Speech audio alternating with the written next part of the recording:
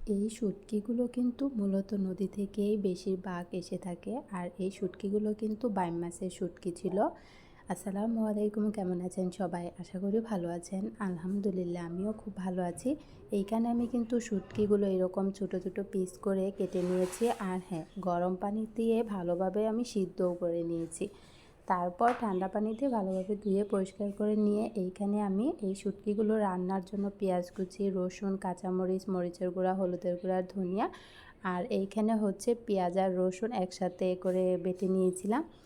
এই শুটকিগুলো রান্না করার জন্য বেশি একটা মশলারও প্রয়োজন পড়ে না, অল্প কিছু মশলা হলেই দারুণ একটা রেসিপি রান্না করা যায়। এখন আমি রান্নার জন্য একটি কড়াই নিয়েছি আর কড়াইতে আমি পরিমাণ মতো সাদা তেলটাই দিয়ে দিব।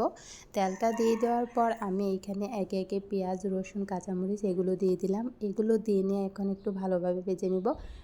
শুটকি রান্না করার সময় পেঁয়াজ, রসুন আর কাঁচামরিচগুলো যদি এরকম একটু ভালো করে ভেজে নেওয়া হয় তাহলে কিন্তু সেই শুটকির তরকারিটা খেতে বেশি ভালো লাগে। আমি কিন্তু পেঁয়াজ আর রসুন কাঁচামরিচগুলো একসাথে এরকম করে ভেজে নিয়েছি। তারপর এখন আমি এইখানে একে একে সব ধরনের গুঁড়া মশলাগুলো দিয়ে দিব। প্রথমে আমি এখানে মরিচের গুঁড়াটা দিয়ে দিলাম। আর হ্যাঁ, শুটকি যেহেতু রান্না করছে একটু ঝাল না হলে কিন্তু ভালো লাগবে না, তার জন্য এইখানে আমি একটু বেশি করেই মরিচের গুঁড়াটা দিয়েছি।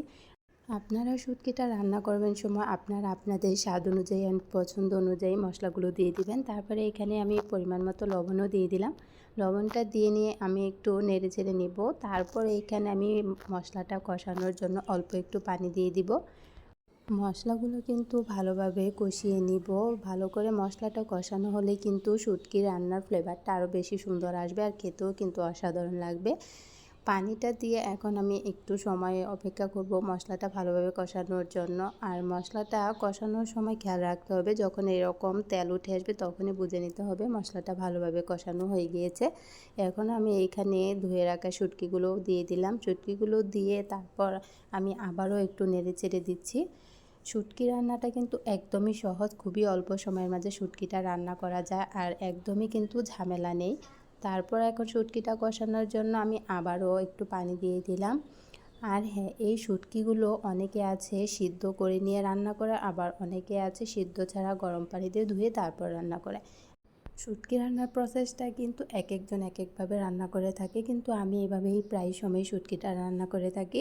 শুটকিটা ভালোভাবে কষিয়ে নিয়ে কিন্তু আমি আবারও একটু পানি দিয়ে দিচ্ছি।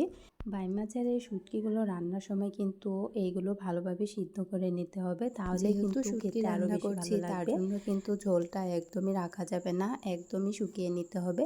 আর শুটকিটা কিন্তু ওইভাবেই খেতে সবথেকে বেশি ভালো লাগে। ঝোলের পরিমাণটা কিন্তু আমি অনেকটাই শুকিয়ে নিয়েছি, আর একটু শুকিয়ে নিব।